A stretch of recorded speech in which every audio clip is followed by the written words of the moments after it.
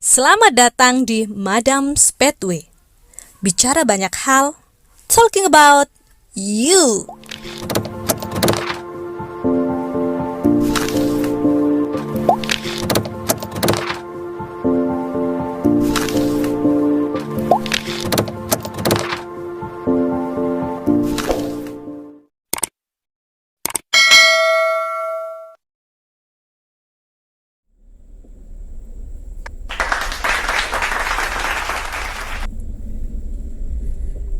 Hujan. Hawanya rezeki nih hujan. amin. Hawanya dingin lembab. Gimana ya Pak ya?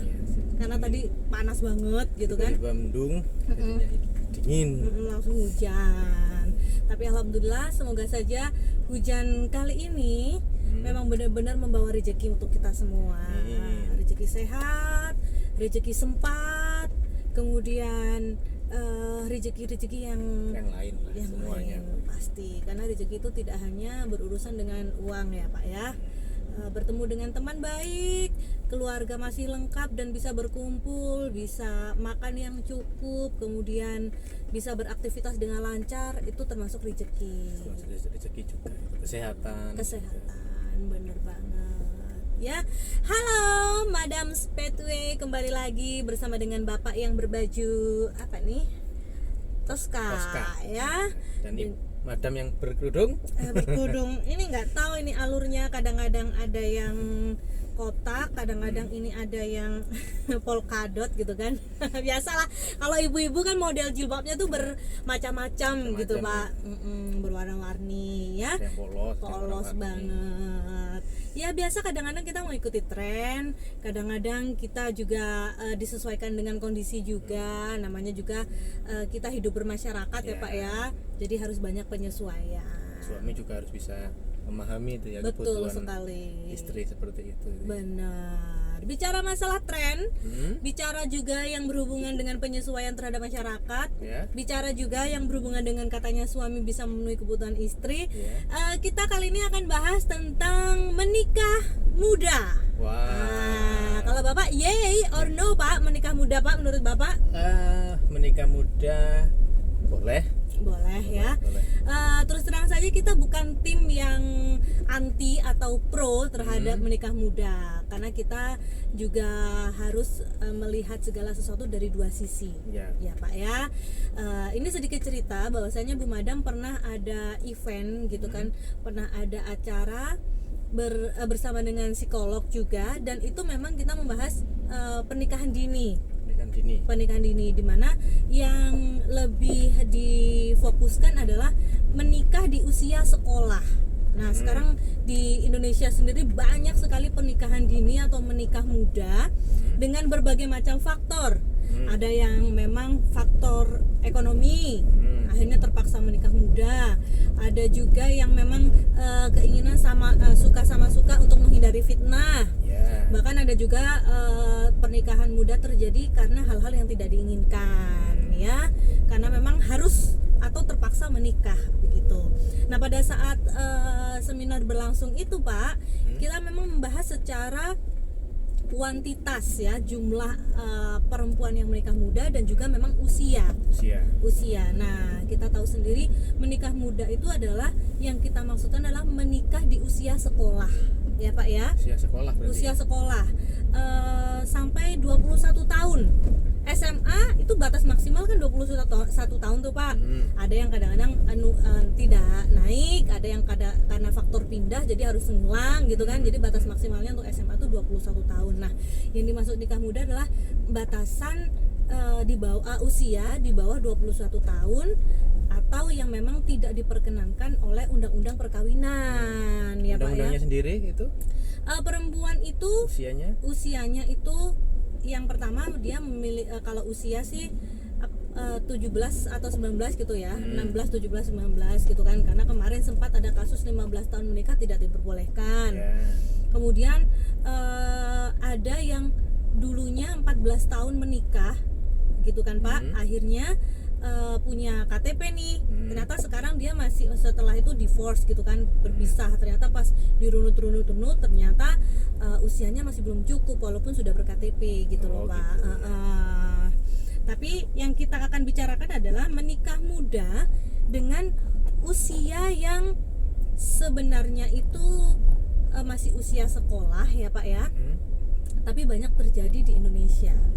Nah, kalau menurut Bapak sendiri, tadi kan Bapak itu termasuk yang boleh saja menikah muda, asal pasti keluarga sudah sepakat, kemudian sudah cukup umur. Maksudnya cukup umur itu adalah usia yang sudah diperbolehkan oleh undang-undang pernikahan ya, undang-undang perkawinan ya Pak, sekitar 17 tahunan lah ya gitu kan, usia SMA yang maaf nih untuk perempuan, untuk organ reproduksinya sudah berkembang dengan baik gitu Pak, karena itu penting banget loh Pak terhadap kesehatan loh.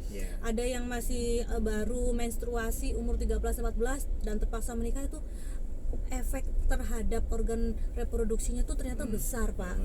Ya, karena belum siap untuk dibuahi, kemudian beberapa saraf-saraf yang ternyata belum pas pada saat melakukan pembuahan, dan banyak sekali faktornya ya.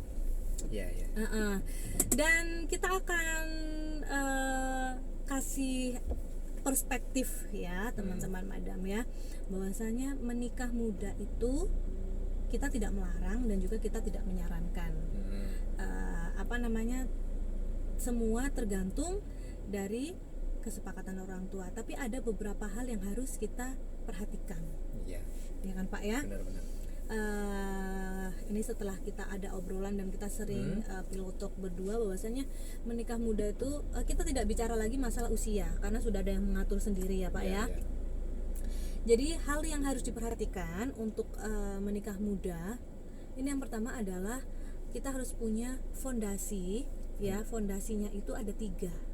Apa itu? Yang pertama itu adalah fondasi finansial, kemudian fondasi mental, kemudian yang ketiga adalah fondasi emosional.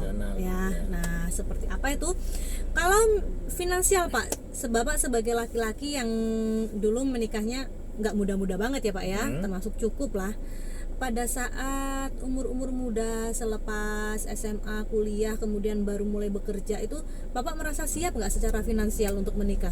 Secara finansial pada saat dulu lulus SMA, terus kuliah itu jelas masih belum. Nah, tapi untuk anak-anak sekarang kaum milenial itu kan sudah, mereka itu kan kreatif.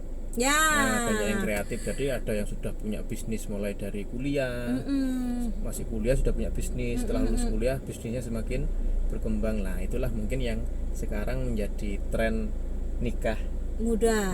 Ada pergeseran terhadap kemampuan finansial dari zaman kita dulu dan dengan anak-anak milenial sekarang. Kalau dulu kita tuh kan jadul ya, awam. Jadi kalau misalkan habis kuliah cari kerja, nabung-nabung dulu. Nah ternyata pergeseran sekarang ini semakin berkembangnya teknologi, kemudian arus informasi, kemudian pergaulan. Ternyata anak milenial sekarang itu lebih kreatif ya teman-teman Bu Madam ya, lebih kreatif, lebih inovatif. Mereka cenderung lebih banyak berbisnis di usia muda. Jadi kalau misalkan sekarang tren menikah muda, berarti sebagian besar anak-anak muda itu sudah siap secara finansial. Secara finansial saya rasa sudah banyak yang mencukupi kebutuhan lah ya. Nah, berarti 1 poin itu sudah lolos nih untuk menjadi syarat menikah muda. Jadi nggak harus setelah kuliah atau nanti nunggu usia berapa, selama kondisi finansial ya, punya bisnis itulah itu sudah menjadi punya satu modal lah gitu untuk menikah muda. Apalagi sekarang berbisnis secara online ya Pak ya, itu sudah menjamur, berkembang, bahkan sudah diinisiasi oleh generasi milenial. Bahkan kita yang umur 30 mau 40 hanya sebagai followers kayaknya ya Pak ya. Ide-idenya mereka tuh banyak rasanya tuh Pak. Banyak sekali itu. Jadi hebat kalau misalkan 1 poin tadi sudah lolos, berarti menurut kita sudah ada fondasi satu sudah terbentuk ya. Terus kalau finansial sudah mencukupi, kita naik lagi. Kedua, fondasi mental. Mental. Nah, ini mental nih Pak. Karena berumah tangga itu ternyata memang tidak mudah ya teman-teman ya. Berumah tangga itu bukan hanya kamu dan aku. Tapi berumah tangga itu kalau kita ngalamin sendiri adalah kamu, aku, kita, dan semua. Ya, betul. Walaupun kita bodo amat omongan orang, tapi ya itu tadi, kita belajar menyesuaikan apa yang berada di lingkungan sekitar kita. Bapak menikahin Bu Madam, otomatis Bu Madam juga harus mengerti kondisi keluarganya Bapak. Ya. Bapak juga harus bisa memahami kondisi keluarga Bu Madam. Ya. Dua orang aja ini kepala yang jadi satu dari perbedaan yang sekian banyak, itu masalah percikan-percikan sudah banyak. Apalagi harus keluarganya Bapak, keluarganya Bu Madam, kemudian ada saudara yang ini itu. Kuat nggak kira-kira mentalnya? Itu yang perlu kita persiapkan di mental ya seperti itu. Jadi harus bisa mengantisipasi perbedaan-perbedaan yang ada di pasangan. Kemudian juga harus bisa ini Pak, membentengi diri pada saat ada arus, pada saat ada masalah yang terjadi bukan dari dalam, dari internal, bahkan masalah itu datangnya dari luar. Itu bagaimana mental kita menyiapkan solusi atau hal-hal lain yang harus ditindaklanjuti. Ya nggak sih Pak? Iya, betul. Apalagi kalau sudah berumah tangga, otomatis kita bekerja. Permasalahan itu tidak hanya yang Bu Madam bilang tadi, kamu dan aku, tapi bagaimana dengan pekerjaan, bagaimana kita, apalagi kalau udah punya baby, bagaimana kita mengasuh anak, bagaimana kita melihat perkembangan keluarga lain. Kita kadang-kadang ada percikan-percikan kepingin dan iri dan apa segala macam. Bagaimana kita membentuk mental kita menjadi pasangan yang tangguh, pasangan yang kuat, bagaimana kita bisa berdiri, bisa bertahan di derasnya goncangan dan masalah yang datang kadang-kadang sendiri-sendiri atau bahkan ada yang bertubi-tubi, bahkan ada yang bersamaan, ya. Bagaimana kalau misalkan kaum milenial itu sudah banyak pengalaman, ya Pak ya, banyak belajar, kemudian banyak sharing, itu tentunya yang fondasi nomor 2 sudah lolos.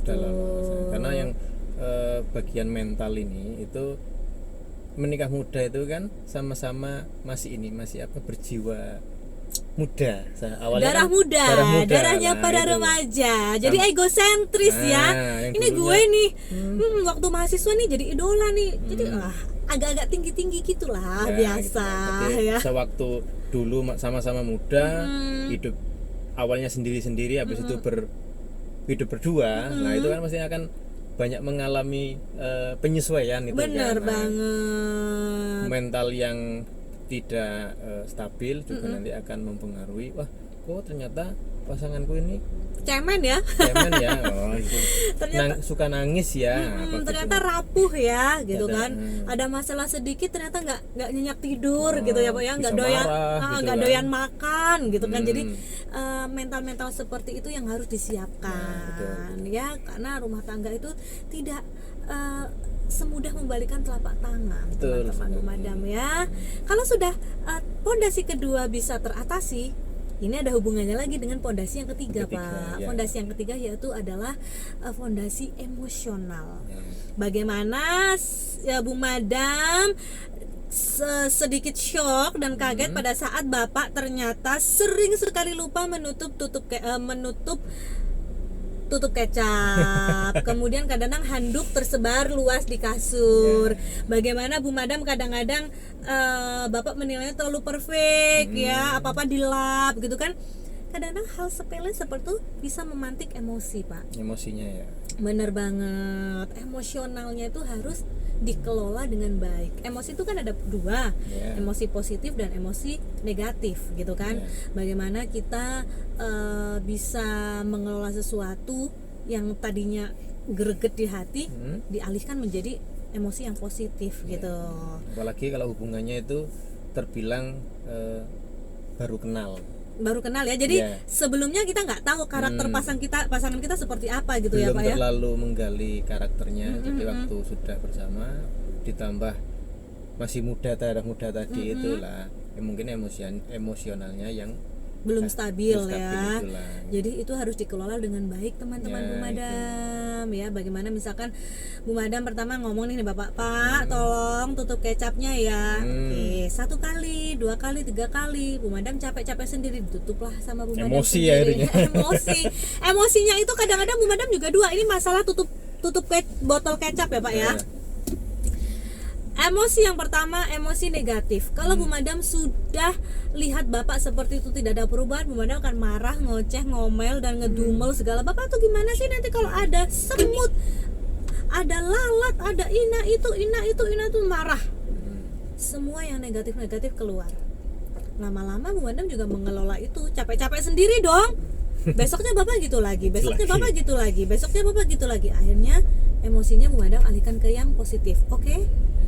Bu Madam capek seperti ini, tutup kecap masih terbuka, Bu Madam tutup sendiri. Besoknya Bu Madam tutup sendiri. Lebih baik menahan daripada kita buang-buang energi ya. Terus bagi tersangka yang tersangka tidak menutup botol tadi itu, dia sadar sendiri. Sadar semakin lama harus sadar bahwasanya apa yang dilakukan itu membuat pasangannya sedikit terganggu dan emosi.